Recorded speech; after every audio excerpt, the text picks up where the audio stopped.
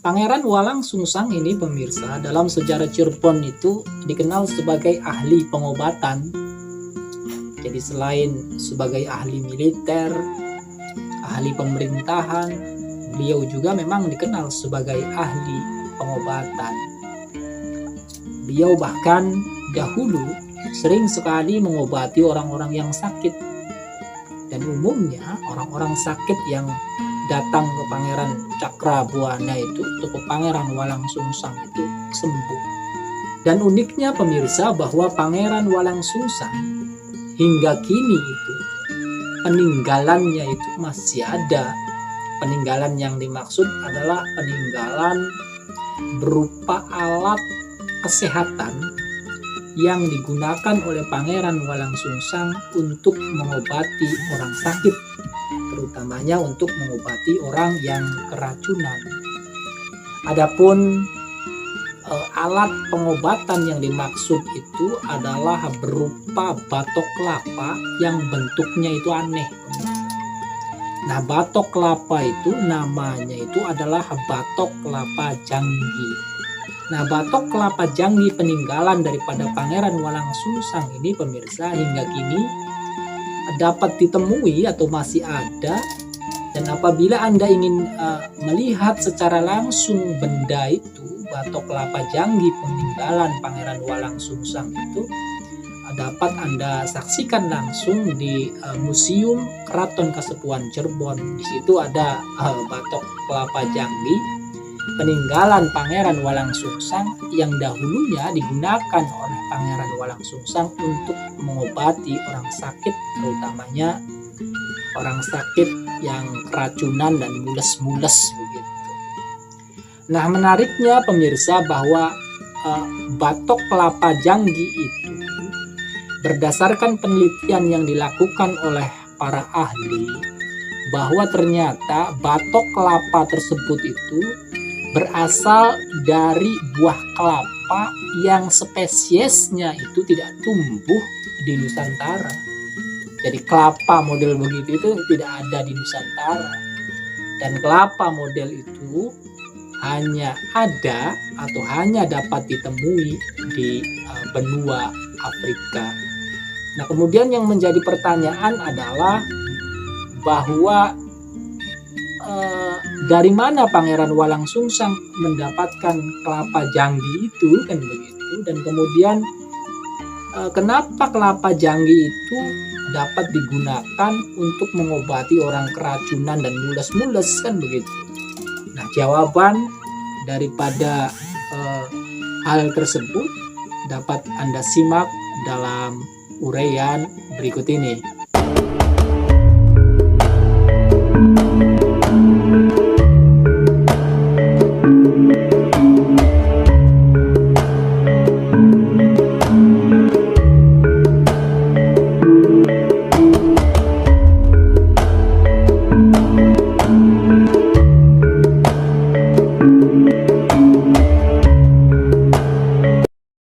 Kelapa janggi ini pemirsa merupakan kelapa yang hanya tumbuh di Afrika. Nah, di Afrika sendiri kelapa jenis itu dinamakan dengan nama kokodemar. Jadi kokodemar atau kelapa mar itu hanya tumbuh di Afrika, dan sekarang ini pemirsa jenis kelapa tersebut itu pemirsa di Afrikanya sana, di benua Afrikanya itu ternyata sudah hampir punah.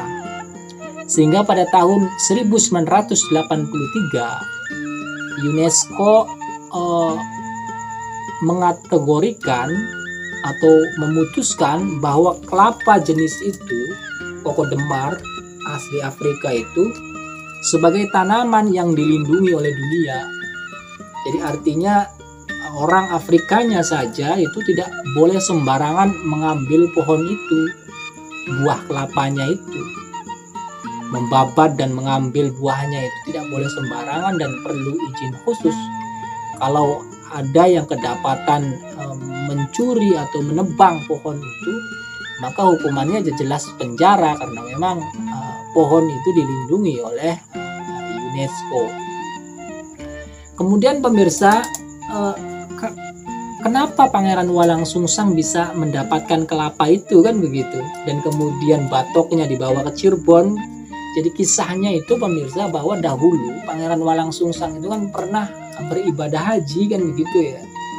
Nah, ketika Pangeran Walang Sungsang beribadah haji itu kan beliau bersama adiknya Rara Santang.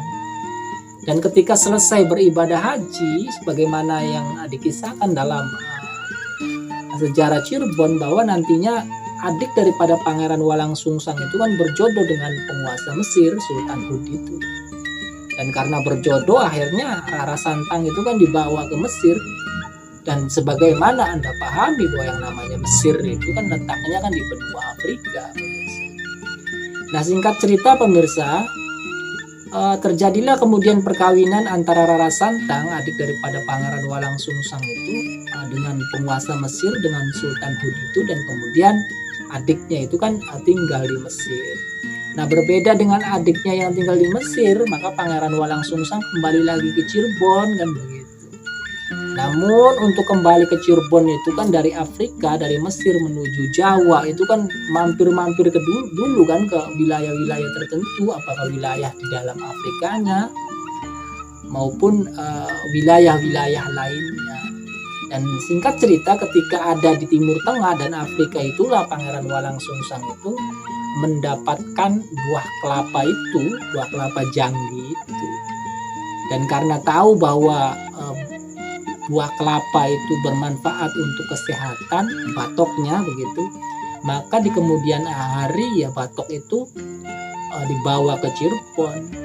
Dan pemirsa, ternyata menurut penelitian dari apa yang saya baca dalam beberapa jurnal mengenai khasiat daripada koko demar itu atau buah kelapa janggi itu, ternyata memang pemirsa batok daripada buah kelapa janggi ini itu berkhasiat untuk meredam atau mengurangi efek racunan dan bahkan dapat menyembuhkan efek racunan. Jadi batoknya itu kan bentuknya itu kan cekung. Nah, apabila di batok itu dikasih air begitu dan kemudian didiamkan selama berhari-hari begitu, dan airnya itu kemudian digunakan untuk mengobati orang yang keracunan, itu dapat mengurangi efek daripada orang yang keracunan itu. Jadi orang yang mules-mules dan lain sebagainya itu bisa diobati dengan air putih yang diletakkan dalam batok kelapa janggi itu. Sehingga ya tidak heran batok kelapa janggi itu dahulu digunakan oleh Pangeran Walang Sungsang atau oleh Pangeran Cakrabuana dahulunya untuk mengobati orang-orang sakit di daerah Cirebon itu, terutamanya orang-orang yang sakit karena keracunan dan mules-mules gitu. Dan menurut ceritanya pemirsa, banyak orang yang setelah diobati oleh Pangeran Cakrabuana ketika keracunan dan mules-mules itu merasa kagum dengan kehebatan Pangeran Cakrabuana. Ya karena hanya dengan air putih saja mereka yang keracunan itu berangsur-angsur sembuh begitu. Hanya dengan air putih saja orang yang mules-mules itu sembuh, sehingga pada waktu itu Pangeran Cakrabuana itu dianggap sakti begitu. Karena dianggap sakti itu hebat ya, sehingga masyarakat Cirebon khususnya yang belum Islam itu ya berbondong-bondong masuk Islam. Jadi memang dalam sejarah Cirebon sendiri pemirsa, memang Pangeran Walang Sungsang ini dikisahkan sebagai seorang tabib juga ya. Selain sebagai Ku Cirebon dan kemudian sebagai Sri Mangana Cirebon, selain sebagai ahli perang dan ahli pemerintahan, beliau juga memang dikisahkan sebagai seorang tabib karena biasa berurusan dengan penyembuhan penyakit. Bahkan dalam suatu riwayat beliau juga, Pangeran Walang Sungsang ini dikisahkan dahulunya itu ketika berada di Pasai itu, dari sepulangnya dari Mesir itu, Pangeran Walang Sungsang juga dikisahkan ikut membantu wabah penyakit yang ada di Pasai. Jadi memang dalam sejarah Cirebon ini Pangeran Walang Sungsang itu pemirsa, sekali lagi selain ahli militer, ahli pemerintahan, beliau juga dikenal sebagai seorang ahli perobatan atau dokter lah zaman sekarangnya. Jadi demikian saja pemirsa kisah mengenai Batok Kelapa Janggi, peninggalan Pangeran Walang Sungsang yang dapat yang bentuknya, yang batok tersebut itu dapat kita saksikan hingga kini dan masih tersimpan dalam Museum Keraton Kasepuhan Cirebon.